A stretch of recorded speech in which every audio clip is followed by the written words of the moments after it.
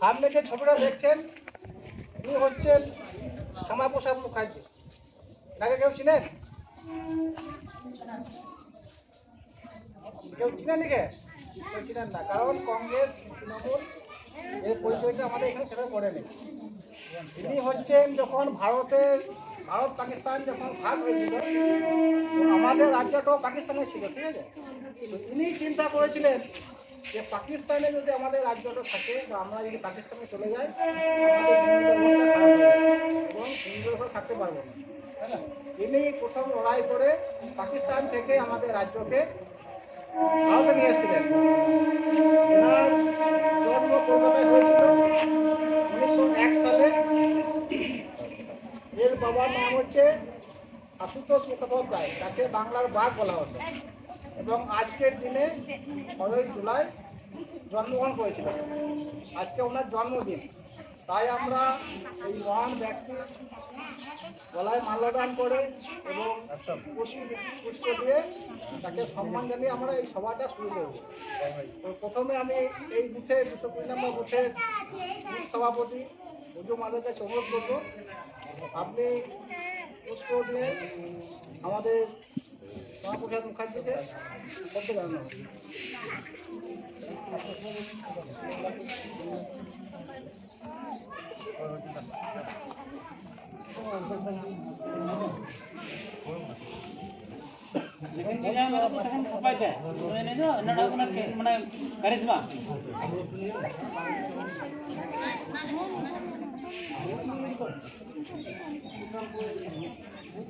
বন্দে মাতরম, বন্দে মাতরম, বন্দে মাতরম।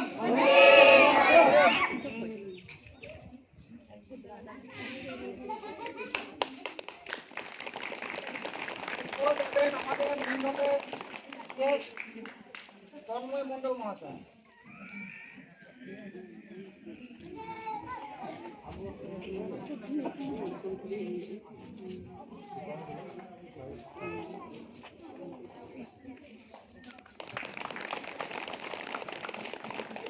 আমাদের পঞ্চায়েতের বিজেপি একটাই মেম্বার কালীচরণ অংশ।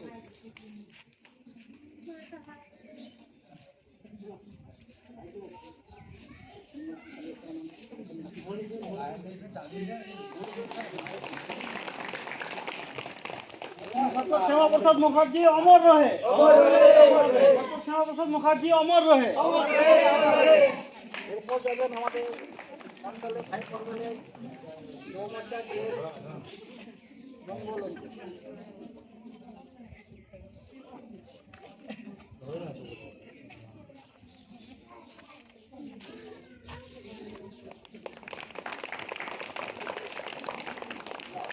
এরপর যাবেন পবন মাহালি, আমাদের এই বুথের সম্পাদক।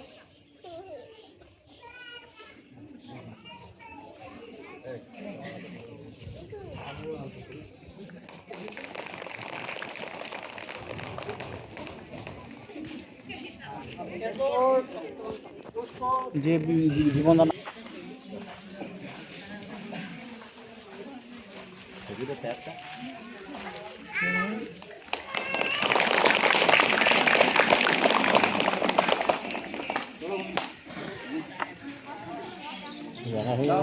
এবার আপনারা দেওয়ার ইচ্ছা থাকে আপনারা দেওয়ার ইচ্ছা থাকে গাড়ি দিয়ে দেওয়ার ইচ্ছা থাকে দিতে পারো।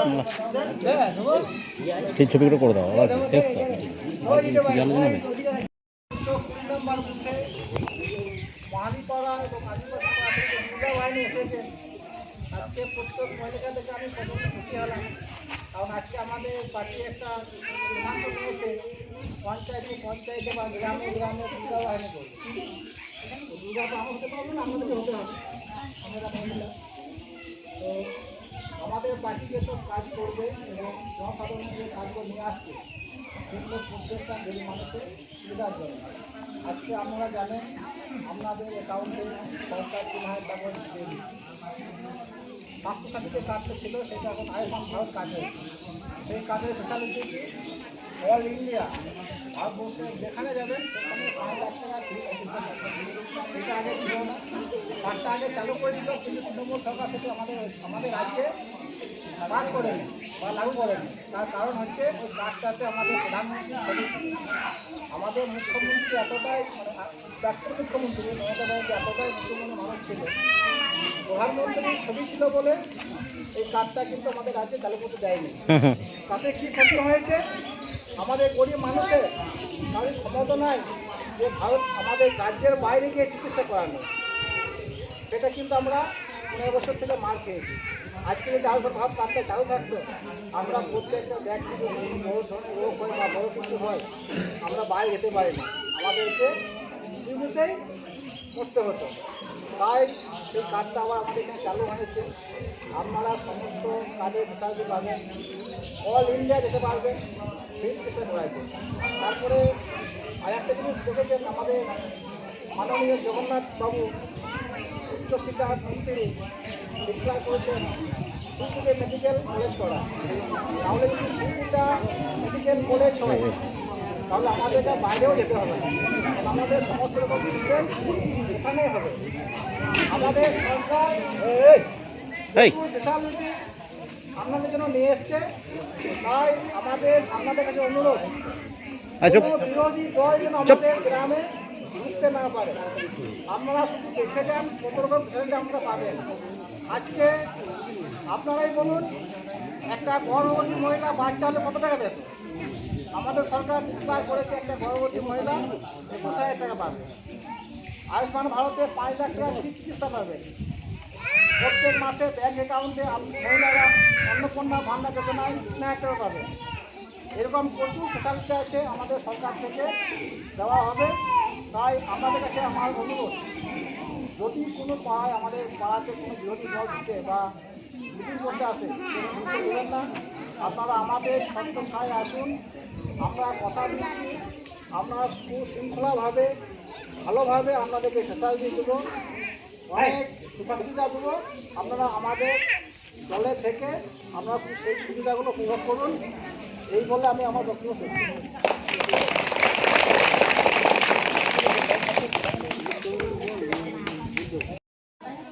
ওনার পিতা আশুতোষ মুখোপাধ্যায়, যাকে বাংলার বাঘ বলা হতো, ইনি আমাদের বাঙালিদের জন্য অক্লান্ত পরিশ্রম এবং সংগ্রাম করে আমাদের এই পশ্চিম বাংলাকে যাতে ভারতবর্ষের মানচিত্রে রাখা হয় তার জন্য উনি লড়াই করে গেছিলেন। না হলে আমরা আজ পাকিস্তানি হয়ে যেতাম। আর পাকিস্তানি হলে পরে পাকিস্তানি হচ্ছে একটা মুসলিম রাষ্ট্র। সেই মুসলিম রাষ্ট্রে যদি আমরা বাস করতাম, আপনারাই দেখতে পাচ্ছেন টিভিতে, মোবাইলে, সেই সব মুসলিম রাষ্ট্রগুলোতে হিন্দুদের উপর কীভাবে অত্যাচার হচ্ছে।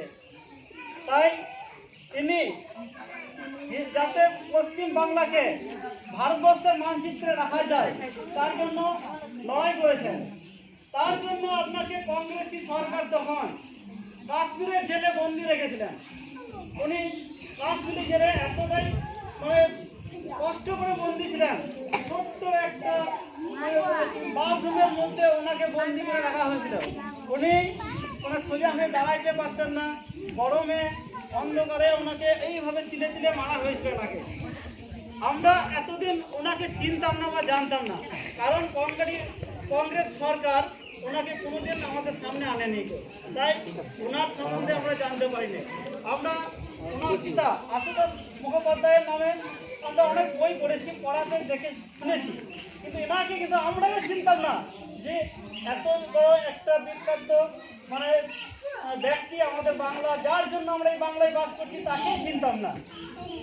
কারণ একটাই যে উনি বাংলার মানুষকে চোখ ফুটিয়েছিলেন, বাংলার মানুষকে পথ দেখিয়েছিলেন।